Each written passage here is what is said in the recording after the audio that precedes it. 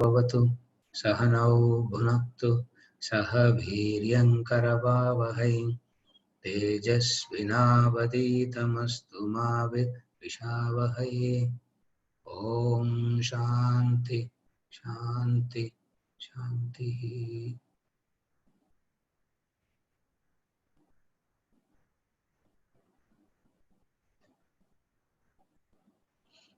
Sorry. Ganesh, somehow I started thinking 7 o'clock.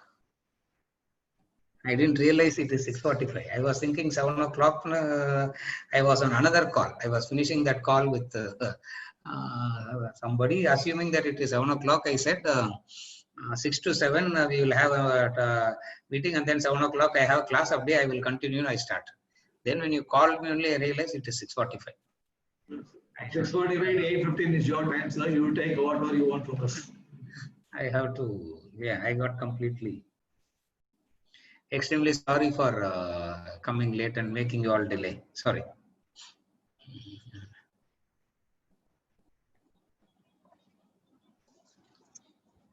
Vedanta Treatise, Section 2, Practical Vedanta is what we are starting with.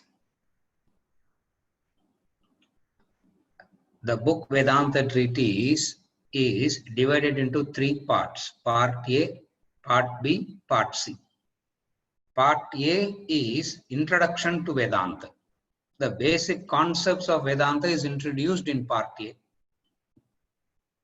Part B is the practical aspect of Vedanta. Part C is the essence of Vedanta. What Vedanta is truly is what we get in part C. So, Part B is practical Vedanta. And this practical Vedanta has a few lessons to it, a few lessons. The human composition, the self-analysis, the spiritual yogas, renunciation, meditation, self-realization, and description of an enlightened person. And all that comes under this section called Practical Vedanta. What it means is, first is introducing us to Vedanta. That is section 1. Section 1 introduced Vedanta. And what is the introduction of Vedanta? Introduction of Vedanta was very, I won't say elementary or fundamental. The analysis is from the plane of the world, the life, and then it started. If you look at the thought flow in section 1, the analysis will start from the world and then slowly come to the individual. And even when we come to the individual, we spoke about the individual in terms of action, emotion, and knowledge. Even when we spoke about the individual, we spoke about the individual in terms of action, emotion, and knowledge. So those are the 3 chapters: exigency of action, strength of emotion, and light of wisdom. The three that flows into it. What is the 3? So first we discussed the world. I'm just summarizing the previous chapter, and then I'll explain how we are moving into this. The previous section we started with analyzing the world. In any analysis, it is easy to start with something distant from you. Straight away we can't start with self-analysis. It is very difficult because you need lot of objectivity to analyze yourself. It is difficult in the beginning. Therefore, it is easier to start from the world. Therefore, the starting point is the world. What is world made up of? The world is made up of the subject and the object. And the object is analyzed, which is the world. And then it came to the subject. When we analyze the object, the world, we say we analyze the object, the world, only to give some basic idea of what the world is. We don't analyze the world, we don't investigate about the world in the way that science does it. Because the field of inquiry for the science is external, the world outside. The field of inquiry for Vedanta is internal. But you cannot start with the external directly. Therefore, what they did, they start with the internal. You can't come to the internal directly. They start from the external, which is the world. And then they moved on to say, this much is enough if you know about the world. This much is enough if you know about the world. What is it that you need to know about the world? World is governed by innumerable laws, principles. Laws na LAWS.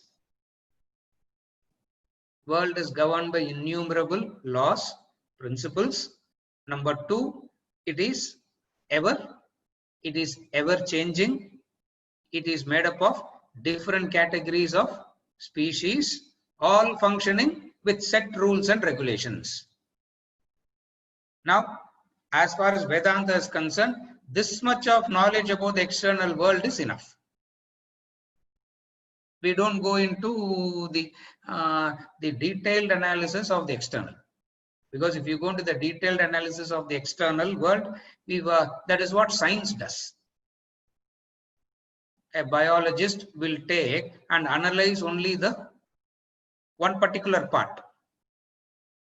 The geologist will take and analyze a particular part of the world.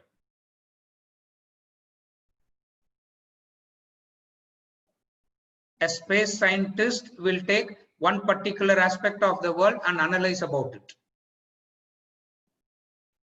So field of inquiry gets focused. In Vedanta, the field of inquiry is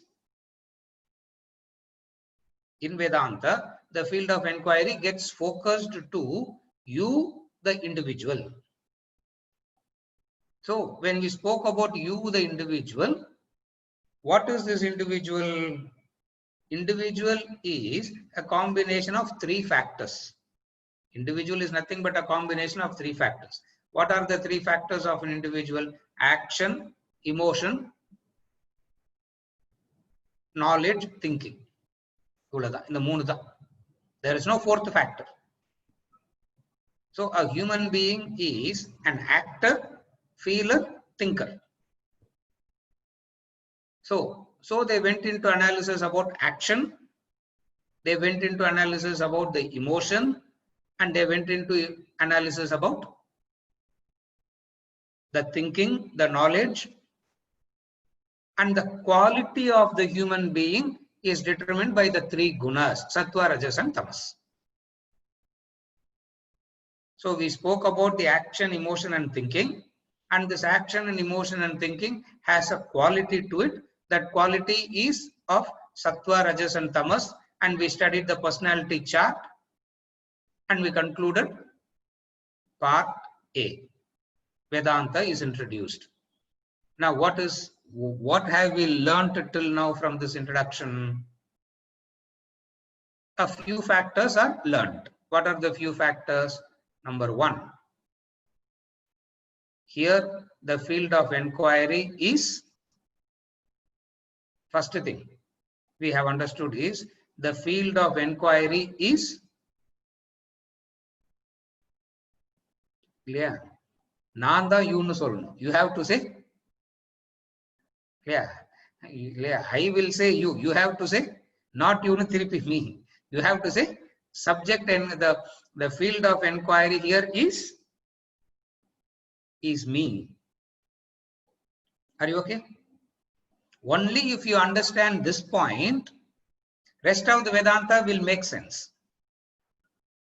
Yeah. Because any any difficulty in action, any difficulty in emotion, any difficulty in thinking or wanting betterment and improvement, Vedanta says, you do it for yourself. You do it for yourself. Why it continuously says you? Because the field of inquiry is you. Clear? Field of inquiry is not family together. Sir, wife kuda problem dana sir naka? No. We don't accept. We don't. Government also is the problem, no sir. Coronavirus is also the problem, no. Government policies is also the problem, no. That is not the field of inquiry here. Therefore, all the solution will be restricting it to you. Why not poke at? Why not poke at others also? Why not keep pricking others also? Why only me? Because the subject matter is, it can't be different. You can't go to the biologist and ask, why are you doing only biology? Why can't you do physics? You can't go to the geologist and ask, why can't you do rocket science? That fellow will turn back and say, I don't know what you are talking, because field of inquiry is this. So first lesson that we have learned in Introduction to Vedanta is what? The field of inquiry is you, the individual. Therefore, all discussions in Vedanta will be pertaining around you only. That's the first point. Either digest pandale, to some extent we have covered Vedanta. We have covered Vedanta in the Introduction to Vedanta. And then, what is this you doing? He is constantly acting, feeling, thinking. What are all the areas in which the you has a difficulty?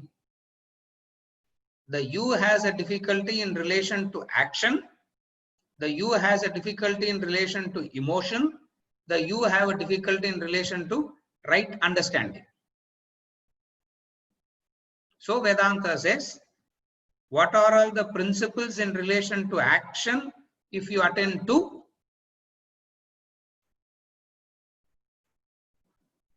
it will solve this problem. What are all the things in emotion? If you attend to, it will take care of this. So it explains everything. I'm not going into the details of each and every chapter. I'm only saying how it introduced us to the concepts of Vedanta. Are you okay till now? Now, in relation to action, it said chronology of action. Vasana, thought, desire, action.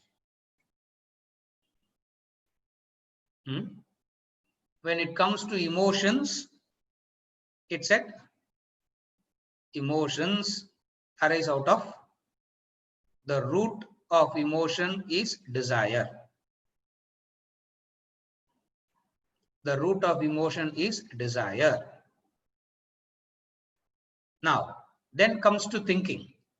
What is thinking? In relation to thinking, human being has these two fundamental distinctions. The distinction is, carefully follow now, this is the Introduction to Vedanta. Everybody in relation to thinking, they say, expertise you give me.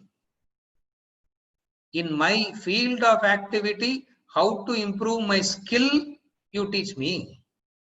But what you need not teach me, or what nobody has to teach me, is what is right, what is wrong, what I should do, what I shouldn't do. All this knowledge I don't want, because this I know. This I know already. What I don't know, இன்னும் எப்படி business better-ஆ பண்றதுன்னு I don't know. That you teach me. What I don't know is how to handle my emotions and relations. I don't know. That you teach me. எப்படி act பண்ணா I can achieve my results faster, quicker, better. That you teach me. Are you able to follow? What you don't need to teach, or what nobody needs to teach me, is I am right. Nobody should come and tell me that I am wrong. I am right. I am right. I know. What is it that I know? I know what is right, what is wrong, what is good, what is bad, what ought to be done, what ought not to be done. All this I know. Vedanta comes and says, for your thinking to be precise, as you are focusing on the intelligence and the expertise part, this also has to be attended to. What does this means? There is an arrogance in every human being saying, I know. There is an arrogance in every human being saying, I know. Almost impossible to get rid of this arrogance. That is why even when people come to me, they say, sir, speak to my children, they say. Not that they don't know and I know. Not that they don't know and I know. They say, sir, உங்களுக்கு என்னெல்லாம் தெரியுமோ எனக்கும் தெரியும். I don't know how to speak. Since you speak better, you speak. என்கிட்ட நான் சொல்றதை கேட்க மாட்டேன்றாங்க. That is why we have come to you. Not because I don't know. Are you able to follow? Not because I don't know. I know. But அவங்க கேட்க மாட்டேன்றாங்க. And you have a knack of talking. You have that skill only. Now we have come to you not to teach. We have come to you because you have the skill. Use the skill and teach them what I think is. Teach them what I think is right. A simple example I'll give you. Long back, when I was in South Africa, a parent brought their son. They said, no, this boy is very, very wrong and bad and all that. You should speak. As they left the boy to me to speak, I could sense them standing outside the door, listening to what I am saying. And what that boy did a very ordinary thing. You know what that boy did?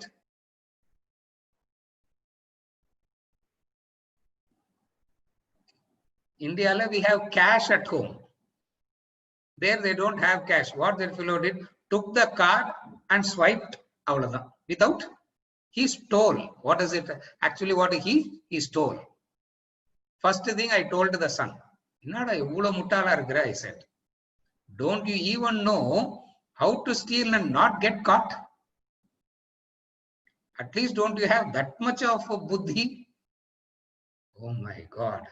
The mother opened the door, came inside, took the son out. Because the mother knows that it is already wrong. Now what she should say, or what I should tell the son, how can you steal? Isn't it a wrong thing to do? You know how father and mother are hardworking.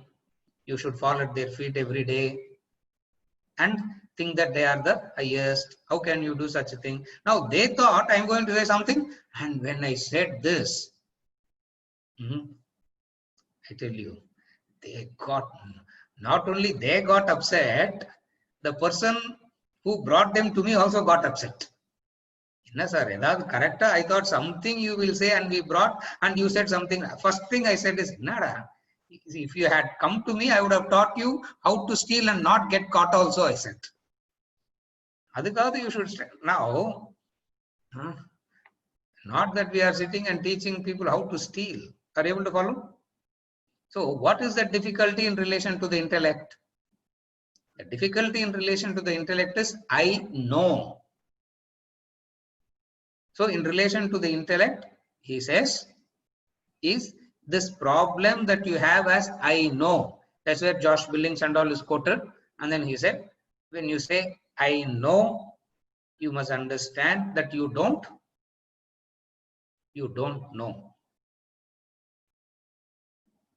What is the indicator? Which he didn't say it directly, which is said in the Bhagavad Gita. What is the indicator that you know? The indicator of knowledge is how you are handling your crisis. Carefully follow, not the crisis of another. Aduthavanga crisis we handle very well. It's not my crisis, no. How you handle your crisis is the indicator whether you have knowledge or not. When you have a crisis, you run behind a superpower. When you have a crisis, you run behind a superpower. You run chasing, what is that? Strings and diet and all that means you don't have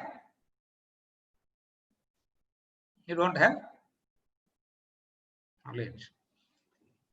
I know one of the business person, for all others, he will give advices. For all others, he will give very good advice. When he goes through a crisis, he will call the Vastu fellow and drill hole in the wall. Are you able to follow the difference? When anybody has a crisis, he will never give an advice to anybody, drill a hole in the wall.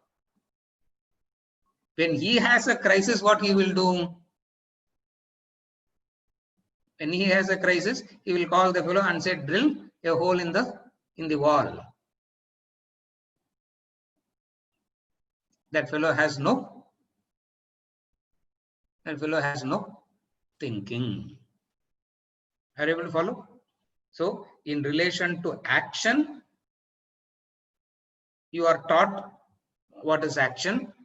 In relation to emotion, you are taught how to entertain emotions, how to feel rightly, and then you are taught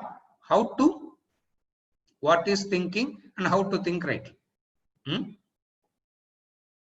And then he summarized all this by bringing in the quality of Sattva, Rajas and Tamas, which is what we just now concluded as in the personality chart. This is introduction to Vedanta. So what is introduction to Vedanta?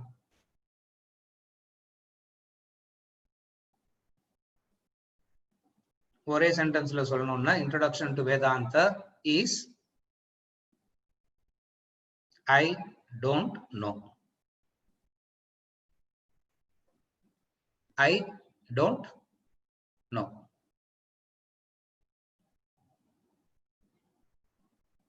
If that conviction has come, section 1 has done its job. Now we are assuming that it has come. Adulende we are moving to section 2. இல்லையா? இப்போ 5th class ல இருந்து 6th class ஒரு குழந்தையை pass பண்ணி அனுப்பும்போது it is understood that the child knows. No, most of them don't know anything. In fact, most of them at least I don't know that much about medicine and all.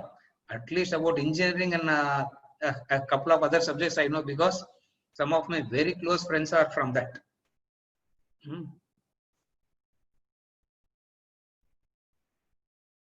Electrical engineer doesn't know anything about box open பண்ணி இத சரி இதுல என்னடா போட்டுருக்குதுன்னு அது பார், இதெல்லாம் எங்களுக்கு சிலபஸ்ல சொல்லி கொடுக்கல. You will not know the difference between what is neutral and what is phase 1, phase 2, phase 3. Now that person also That person also knows, and yet he doesn't know. So the conviction that Vedanta is trying to give is what? The conviction that Vedanta is trying to give is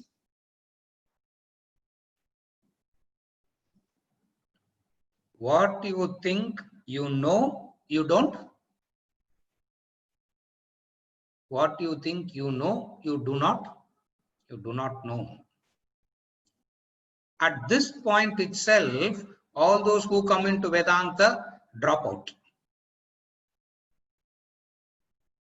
If people are still continuing, they have developed a kind of addiction to it. People are still continuing, they have developed a kind of addiction, but not listening to what is happening. What is that? Wednesday 6:45 வந்து இல்லையா? Wednesday 6:45 வந்து உட்கார்ந்துடணும். இல்லைன்னா there is a the whole body is going through every 1 hour cigarette பிடிக்கலன்னா வர agitation மாதிரி இது. If it is not coming, it is clear. Introduction to Vedanta explains what? The subject matter is you. Why the subject matter is you is because you don't know who you are. What is happening in you, you don't know. We are going to teach that, is what Vedanta is saying. This is part section 1, Introduction to Vedanta. Now we are going into practical Vedanta. And this practical Vedanta has a few lessons. The few lessons in practical Vedanta is, I'm trying to go to the first page to see the lessons.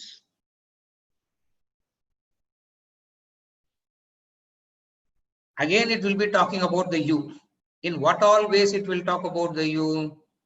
First, it will talk about the constitution, the human composition.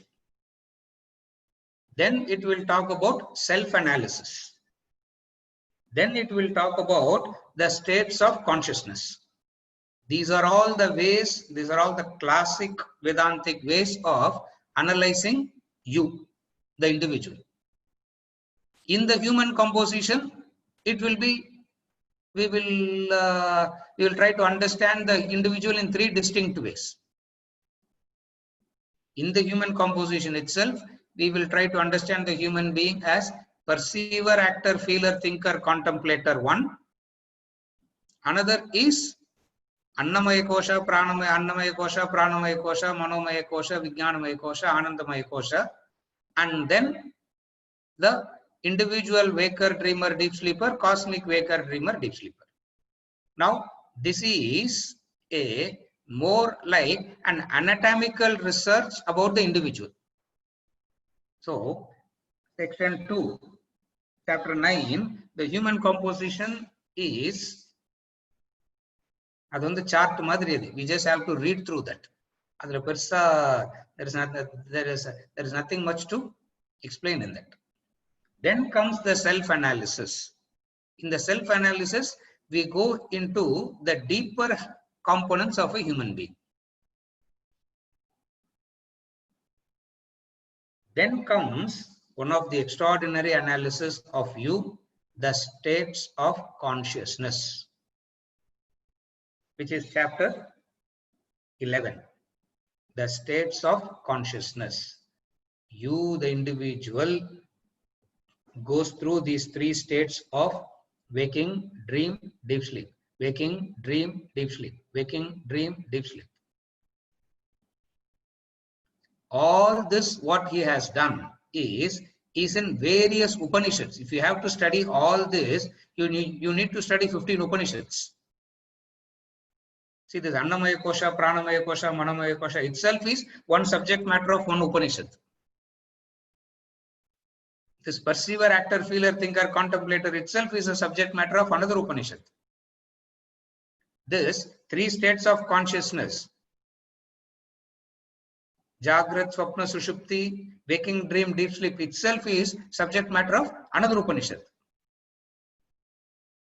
Now what he has done is that which is in everywhere, where you have to sequentialize it by yourself, what he has done is he has created the sequence.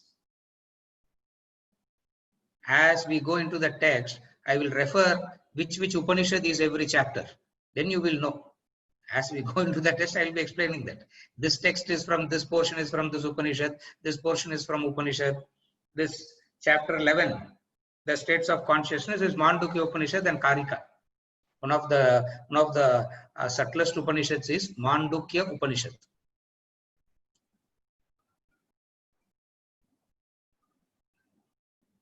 Eleven mantras, and to explain that 11 mantra, Gaudapada wrote a Karika of 135 verses. Now Shankaracharya writes a commentary on the 11 verses, 135 verses. So now all that is being beautifully summarized and captured in this chapter 11, the states of consciousness. Then chapter 12 talks about the 4 yogas. Why do we have to study the subject matter you? The purpose comes into play from chapter 12 onwards. What is chapter 12? The 4 yogas. The 4 yogas of Karma, Bhakti, Jnana and Hatha Yoga. The 4 yogas of Karma Yoga, Bhakti Yoga, Jnana Yoga and Hatha Yoga. Hatha Yoga is physical exercise discipline. Karma Yoga is action. Bhakti Yoga is emotion. Jnana Yoga is thinking, knowledge. Now these 4 yogas, the purpose of you, the subject matter, is what? The purpose of subject matter, the purpose of analyzing you is to explain what you think you are is not that. What you think you are is not that. What you are, you don't know that. Again I repeat. What you think you are not that. What you do not know about you, you are that. Now, how to help us to get to that point? The 4 yogas, after doing this complete analysis of the anatomical research, the anatomical analysis, the psychological analysis, the analysis through the states of consciousness. See, first chapter 9 is anatomical analysis. Chapter 10 is psychological analysis. Chapter 11 is analysis through the states of consciousness. Now this chapter 9 and 10, to some extent, all other philosophies also do. In a very limited way they do. But what they don't come closer at all is the states of consciousness. Vedanta takes that also and analyzes in depth. So there is an area which others have neglected. Vedanta has taken that also for analysis. What is it? The 3 states of consciousness. Now these 3, chapter 9, 10 and 11, gets you a comprehensive idea of, gives you a comprehensive idea of what you think you are not that.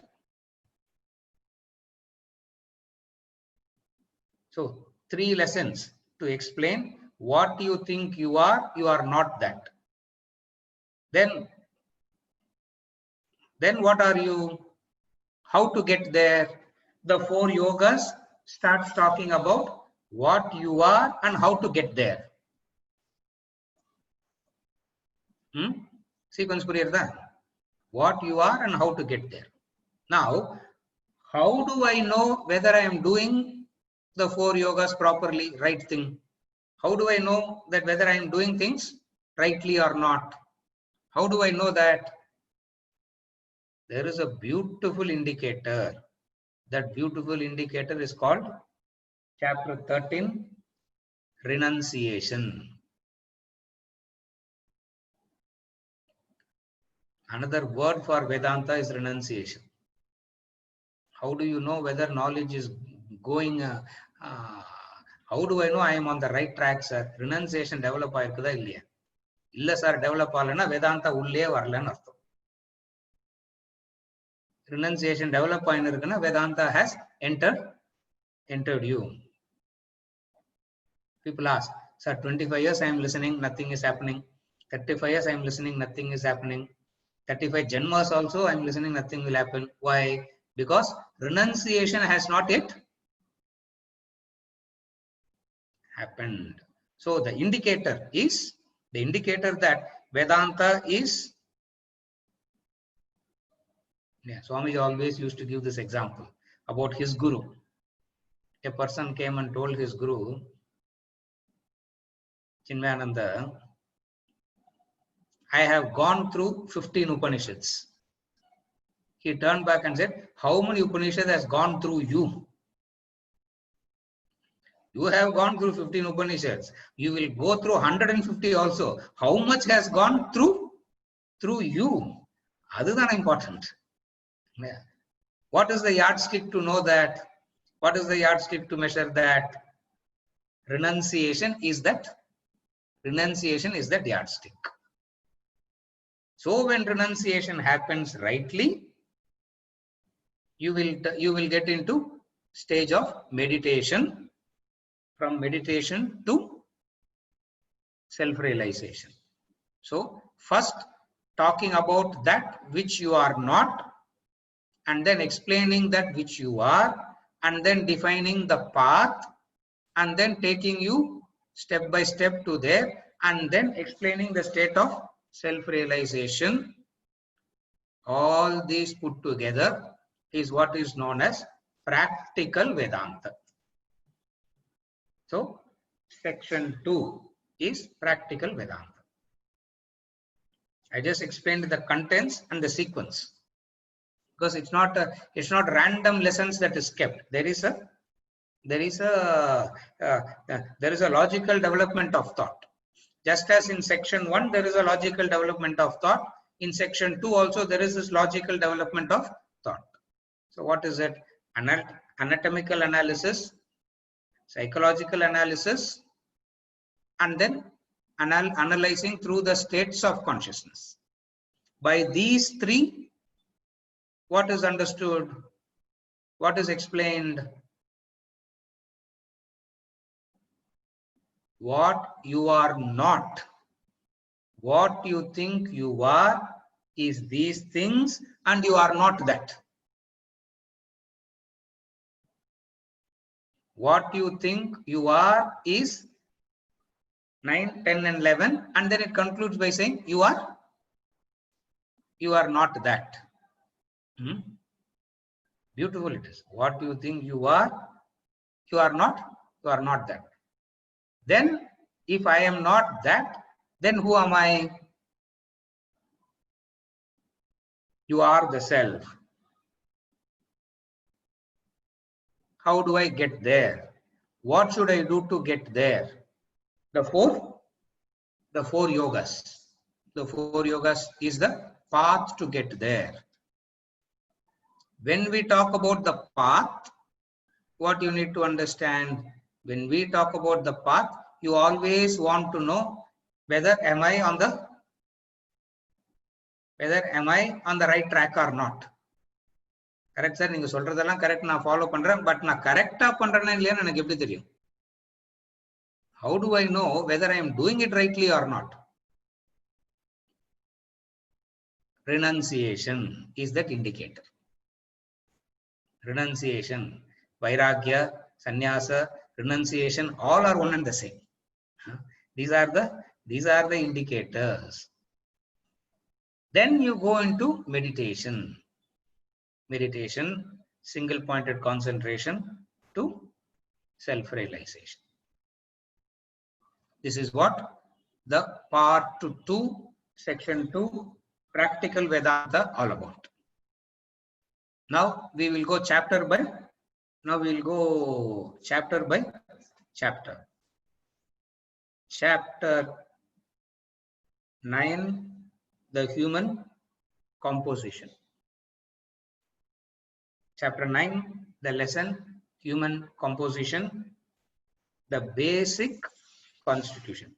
First, I'll read the text. Then wherever explanation is required, I will give some explanation. So first, now I'm going to read the text. When I'm given explanation, I will say I'm giving the explanation. Yeah. See, generally what happens is in all other classes, I will ask somebody to read the text so that I can catch some breath. Yeah. Inga there's a slight change in the format. I myself will read the text and will do the explanation also. So we start from the topic, basic constitution. The mission of every human being is to discover the Supreme Self, to realize the eternal being within you. It requires a study of your constitution, an analysis of its constituents, and how each of them reacts with the external world. Thus, through self-study and a programmed application, you reach the innermost core of your personality. You realize your divine self. In the very first paragraph is establishing the goal, the purpose. The goal is to discover the Supreme Self. If you have to discover the Supreme Self, no point in simply saying, I am the Self, I am the Self, I am the Self. It doesn't take you anywhere just by repeating it. You need to go through a programmed, structured study, which is what we are going to do now. A human being is constituted of the divine self, Atman, and the body, mind, and intellect. The self is the spirit, the body, mind, intellect is matter. Matter is inert, insentient, but in contact with the self, it becomes a living being, a phenomenon akin to an electric bulb glowing. The bulb has no light in itself, nor does electricity. But when the bulb is in contact with electricity, there is a brilliant expression of light. So also, your matter equipments have no life in themselves, nor does the self. But when the equipments are in contact with the self, there is a scintillating expression of life. Now what he is saying is the first basic formula. Human being equals spirit plus matter. This is the fundamental formula. Human being equals spirit plus matter. Spirit is the consciousness, the enlivening principle. The matter is what we are going to discuss. In human composition, having said human equals matter, human being equals spirit plus matter, what we do now is we are going to go through a detailed analysis of the matter and connect it to the spirit. It's not that we are going to stop discussing spirit. We will start from the grossest and we will move to the subtlest. Always in analysis, you start from that which is obvious and then you go deeper and deeper and deeper. You don't start from that which is subtler. You can start, but nothing would be understood. Which he said in Introduction to Vedanta as the fundamental principle of education is moving from known to the unknown. Human being equals spirit plus matter. Now in this, what is known and what is unknown? Matter is known, the spirit is unknown. So the proper way of analyzing is to start from the matter and move on to the spirit. So human being equals spirit plus matter, and now the analysis is going to start in relation to the matter. What is matter? Third paragraph. The physical body houses the organs of perception and action. Physical body is the grossest. The physical body houses the organs of perception and action. The physical organs are present here. The organs of perception and the organs of action. The organs of perception take in stimuli from the external world. The stimuli are color and form for the eyes, sound for ears, smell for nose, taste for tongue, and touch for skin. The mind and intellect react with the stimuli. The organs of action send out responses back into the world. If the mind alone reacts with the stimuli without consulting the intellect, the responses would be impulsive, eccentric, hysterical, leading to insanity. But when the mind consults, takes the guidance of the intellect, the responses would then be objective, discrete, mature. Now, what he is saying is the matter component is analyzed as three. The matter component is the body, the mind, the intellect. The body, the mind, and intellect connected to what we have already discussed earlier in the introduction, the receipt, reaction, and response. Life is a transaction of receipt of stimuli from the external world, reacting to the stimuli internally, and responding back accordingly is the three R's of life. Receipt, reaction, response. Receipt, reaction, response. Receipt, reaction, response is the triangle of life. Now, in this triangle of life, what equipment plays what role? The matter. This is the triangle of life. In the triangle of life, everyone plays at every part of the matter plays a distinct role. So the organs of perception plays the role of taking in the stimuli. The mind and intellect plays the role of reacting to the stimuli. Organs of action play the role of responding back. So the organs of perception, mind and intellect, the organs of action, receipt, reaction, response. Now what is happening is stimuli enters you. The stimuli enters you. When the stimuli enters you, mind alone can react with the stimuli, or the intellect can guide the mind and send the responses back. In the rendu possibility irukku. In every stimuli, there are these two possibilities. What are the two possibilities? The mind directly reacting to the stimuli by itself, or taking the guidance of the intellect. How do you know that intellect has playing its role? How do you know the intellect is present or intellect is absent? If the responses are impulsive, eccentric, hysterical, insanity, you understand that there is no intellect.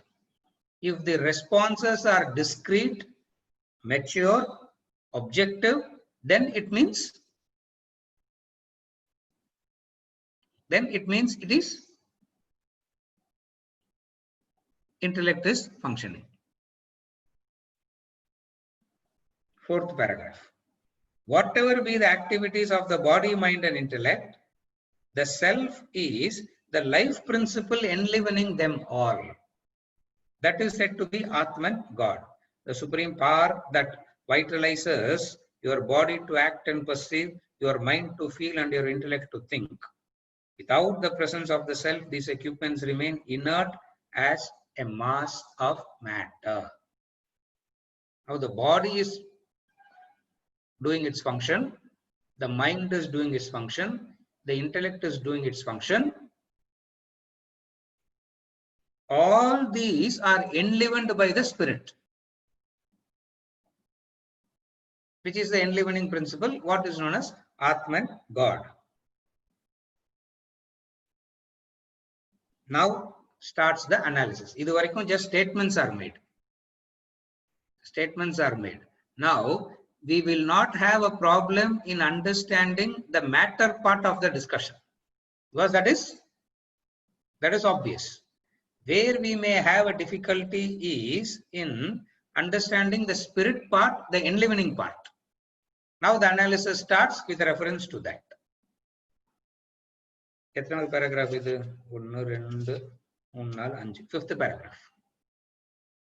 However, the skeptic questions the authenticity of the existence of the supreme power. He refuses to accept anything beyond the perceptible terrestrial world because of inadequacy of thinking material required for conceiving the transcendental, and dismiss the concept of a transcendental being as a fanatic belief of a person without reason backing it.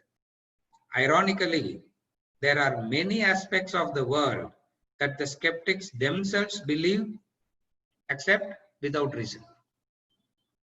The most rational, even scientists, would find it difficult to live in the world without assumptions and beliefs.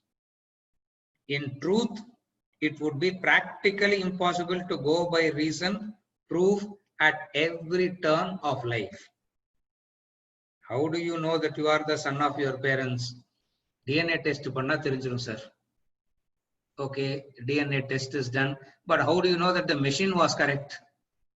For which you need to go to test in another machine. Okay, how do you know that the testing methodology is correct? Somewhere down the line you have to, sir, pathali therliya sir, father irukra same kind of nose, the same kind of that itself is the indicator. No, why are you unnecessarily confusing?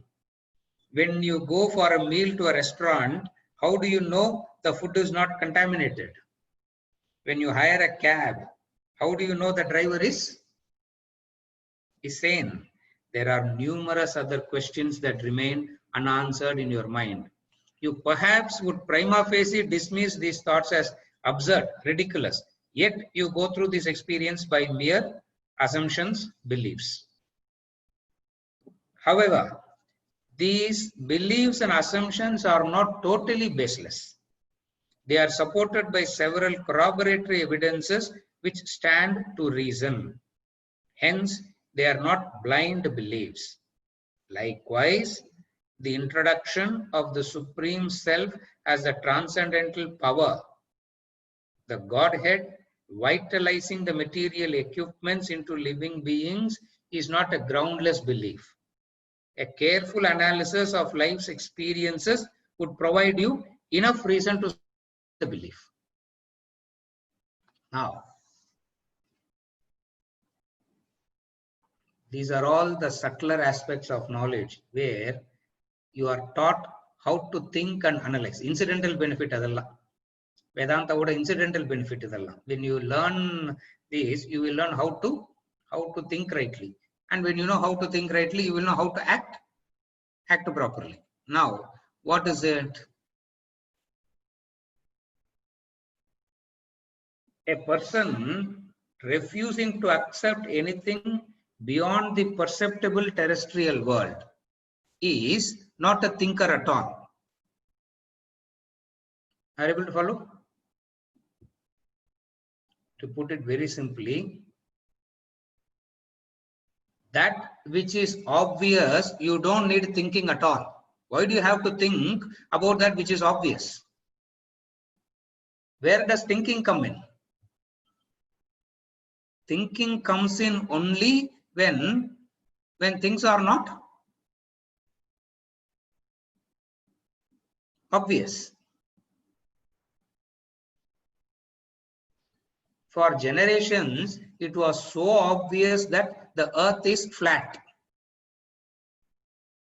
It is the sun that is rising and setting.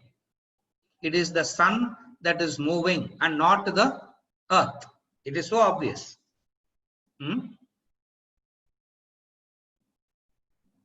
A few who questioned the obvious went into the thinking mode, gathered data using the relevant instruments, employing the method of logic, reason and analysis, and they came to some conclusions. Correct? Huh? First is obvious, and the vast majority don't question the obvious, because that which is obvious, what is there to question and think? Example, earth is flat. You go and stand in front of the ocean, you can see like a straight line, no? The horizon is like a perfect line. Not only it is a perfect line, you stand there watching a ship going.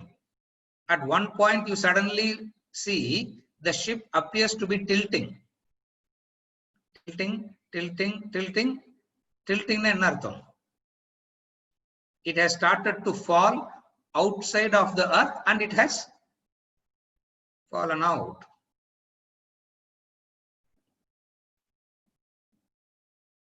Vast majority go by that which is obvious. Now, thinking is required when the obvious is not that. When the obvious isn't that obvious, you need thinking. Are you okay till now? And if you have to think, you need enough material to think. You can't say simply think. You have to give the material to think. Without the material, you can't think. Therefore, the skeptics refuses to accept anything beyond the terrestrial world because of inadequacy of thinking material required for conceiving the transcendental. So he is bringing in the possibility of the lack of availability of the thinking material.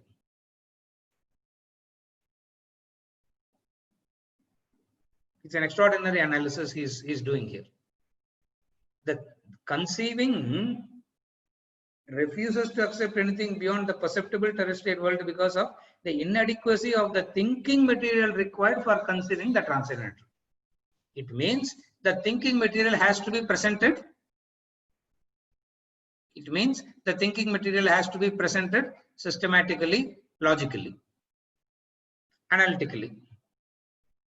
In any analysis, this is mathematics. In any analysis, the first step is a postulation. A postulation and assumption, which is what he already explained in introductory portion. Let X be the answer. Remember that formula?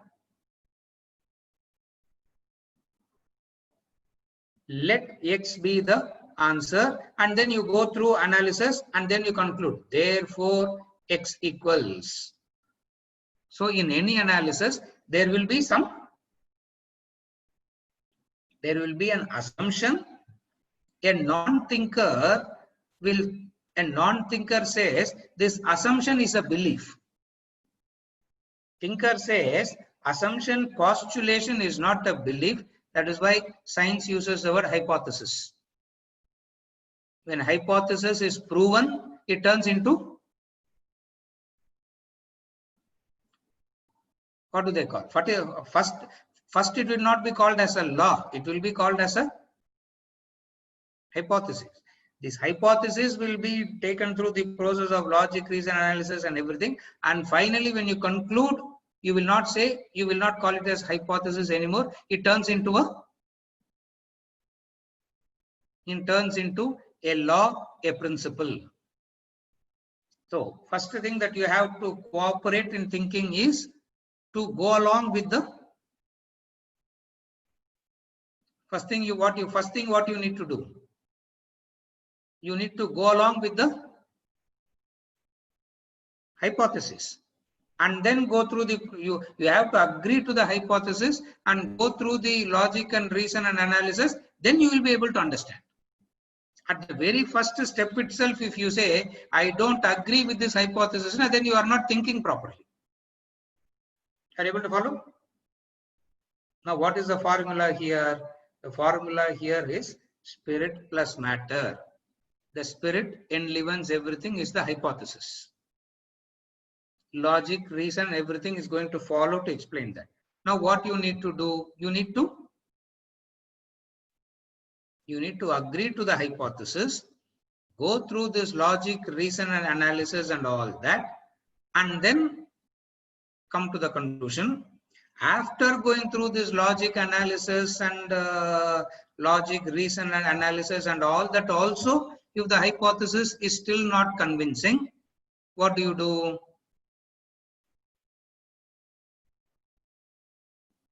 What do you do? You go through one round. It is not convincing. What do? You will not say the hypothesis is wrong. You will go over it again and again and again till you brainwash yourself to believe it is right. Till you are able to follow the logic, the reason, the analysis. You need to go over it again and again and again. This is the method this is a scientific method. In this, we are going to follow this method. In this, we are going to follow this method. That is why he says, when they say there is the conscience, there is the spirit, consciousness that is enlivening everything, matter plus spirit. Straight away they say, how can I can't see the matter, I can't see the spirit. Therefore, I don't agree that there is something called spirit. It's like the boy saying the postulation. What is the postulation first? The hypothesis. Gravity is an hypothesis first. Conclusion only it becomes a law. Here, the same method. When something is postulated, what is required from you? What is required from you? Your intellectual cooperation is required. Not to debate and argue as right or wrong. I agree. It's not all that. What is required from you is a minimum intellectual cooperation. That's what he says. A careful analysis of life's experiences would provide you enough reason to substantiate the belief. Though at the very first step of any analysis is a belief, a hypothesis, but if you cooperate with the logic, reason and analysis, you will understand it as a principle. Therefore, that's what we are going to do now. what we are going to do now is a few analysis, which I will catch you afresh next week. A few analysis is going to do from this paragraph. You refer to your equipments as my body, my mind, my intellect. The discussion of mine and I is used as an analysis to explain, which I will explain next week. I'm not going to be, because if I go into the analysis, it will take another hour. But what we need to understand is today lesson is this: human being equals spirit plus matter. Matter is obvious. When I say obvious, means you don't need that much of penetrative capacity to understand the obvious, but lot of thinking and analysis and reasoning is required to understand the difficult part. What is the difficult part in the formula? Human equals spirit plus matter. Matter part is not that difficult. The spirit part is a bit difficult. Difficult means till we follow the analysis, it will be difficult. Once you follow the analysis and reasoning, it is logically so convincing that you cannot not agree. If you are still not agreeing, means you have to go over it. Still, if you are not able to understand, means you have to go over it again and again and again. This process of going over it again and again and again is what is called mananam, reflection, which is what we are going to, is what we'll be doing. So next week we will be starting the analysis of what are all the reasons to say that the beliefs and assumptions are not totally baseless. So first thing that you have to understand in thinking is there will be some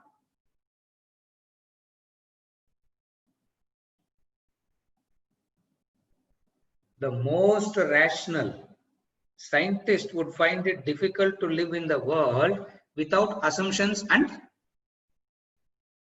and beliefs. So in thinking, we understand that there will be certain assumptions, there will be certain beliefs, which we will call it as hypothesis, and then we will go through the logic, reason and analysis, come to the conclusion that what we call as hypothesis is the laws of life. Laws na L-A-W-S, not L-O-S-S, L-A-W-S. What we understand it as the laws of life. Seriya? With this, we conclude for today and we continue next week. I should remember 6:45, not you. You all came on time. Nanda 7 manin, I was waiting for 7 o'clock of finishing some other call.